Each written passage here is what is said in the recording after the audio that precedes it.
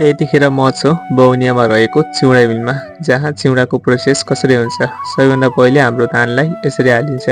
यो धान ल्याउनुभन्दा पहिले घरबाट यहाँ साट्न पनि मिल्छ, तर आफ्नै चामलको के भन्छ धानको चिउरा बनाउने हो भने एक दिन पहिले भिजाउने, 10 घन्टादेखि 12 घन्टा भिजाउने, अनि त्यसपछि त्यसलाई पानीबाट निकाल्ने र सुकाउने, सुकाएर कट्टामा हालेर ल्याउने, अनि त्यसपछि यसमा हालिन्छ। त्यसपछि यहाँभित्र आगो बालिन्छ भट्टीभित्र, अनि यहाँ पकाइन्छ। पकाएर यताबाट निस्किन्छ।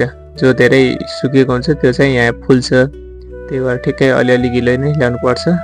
त्यसपछि यसलाई गरम गरेर उठेर उता लग्ने, यो विशेष गरेर चिउरा निकाल्ने।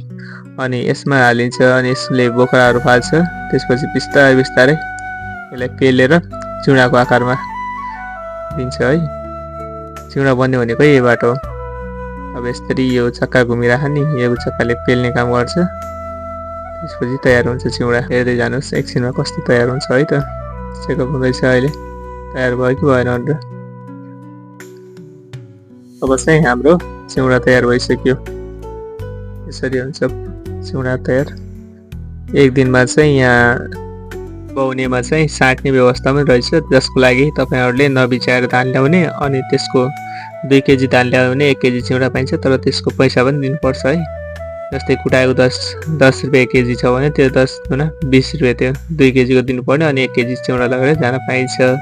अनि तपाईँ त्यहाँबाट भिजाएर ल्याउनु भएको छैन र यहीँ भिजाउन चाहनुहुन्छ भने पनि त्यो पनि सुविधा छ।